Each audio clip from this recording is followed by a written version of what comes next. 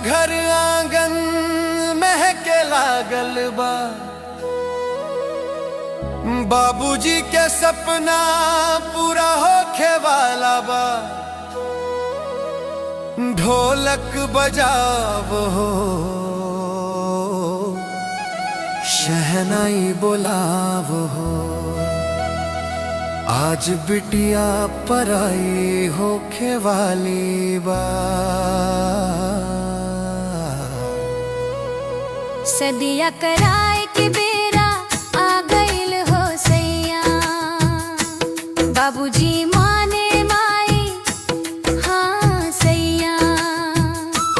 सहेली हंसे ताली पीटे आंगनिया, आज दुल्हन बनी है हम सजे शहर गवनिया। मेहंदी रचाई हथेली में नाम तोहार लिखाई, काजल डारे अखियन में नैन लजाई।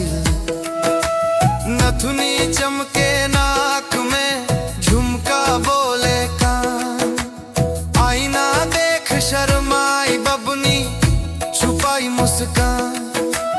लाल चुनरिया ओढ़ के सजी सोलह सिंगार, आज से बदल जाई जिंदगी बदले हर व्यवहार।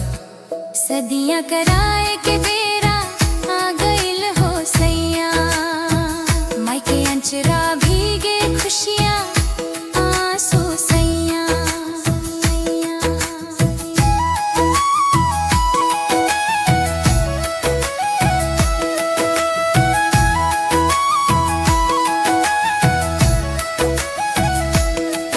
अरे सखियां सुन आज के बाद लाज छोड़ दे हंसते साथ, आज से तोहरे नाम जुड़ जाई सिंदूर चूड़ा नई सौगात।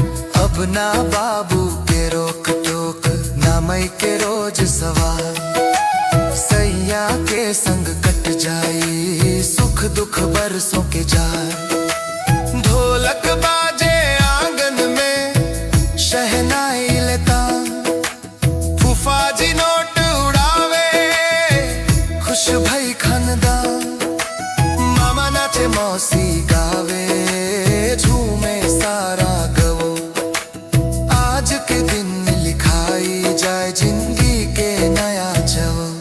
हल्दी लागे गोर बदनिया पियर भइल सारा दे, सखियन के हंसी ठिठोली मिटावे मन के ना। सदियां कराए के बेरा आ गइल हो सैया, घर दुआर रोशन भइल चमकल परछाई सैया।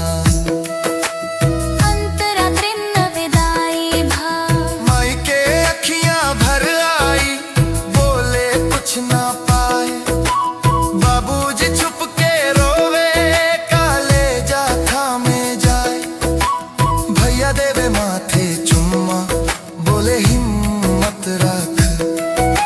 ससुराल में उजियारा कर बढ़ाई हमार नाक, डोली उठे धीरे धीरे रुके हर एक सांस। माए का छूटे साजन मिले बदल जाला एहसास। सदियां कराए के बेरा